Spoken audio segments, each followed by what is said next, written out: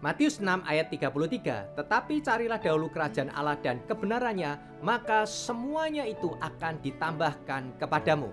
David Green, pendiri Hobby Lobby, salah satu perusahaan retail terkemuka di Amerika Serikat.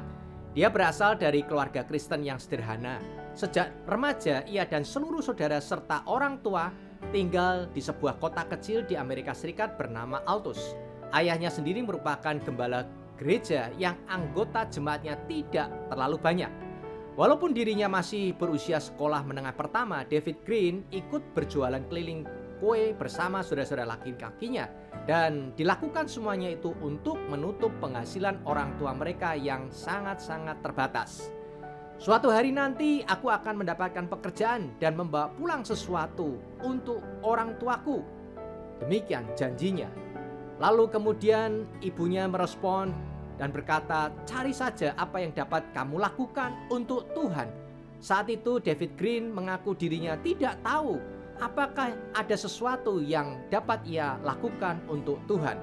Hari pun berlalu dan suatu ketika saat sedang mencari mata pelajaran yang hendak dijalani tahun itu, ia melihat sebuah kelas bernama pendidikan distributif. David pun mengambil kelas tersebut dan pihak sekolah mengirimkannya ke McLellan, perusahaan yang cukup terkenal di kotanya. Di sana ia bertemu dengan seorang pria bernama Tyler.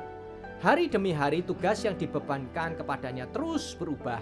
Hanya saja pekerjaannya bertambah lebih banyak dengan hal-hal yang berhubungan dengan administrasi atau kebersihan kantor.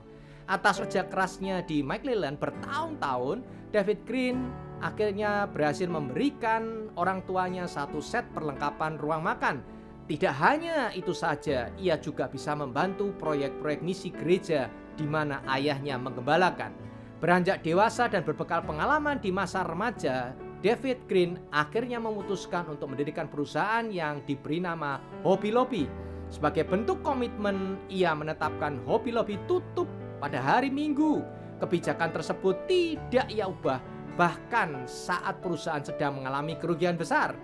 Karyawan dipastikan dapat menghabiskan hari Minggu di rumah, dan ini kalimat yang luar biasa.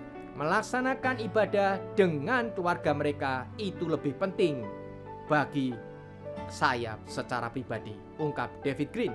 Menariknya, dengan cara yang ia terapkan tersebut, Hobby Lobby tetap menjadi salah satu perusahaan retail terkemuka di Amerika Serikat hingga kini.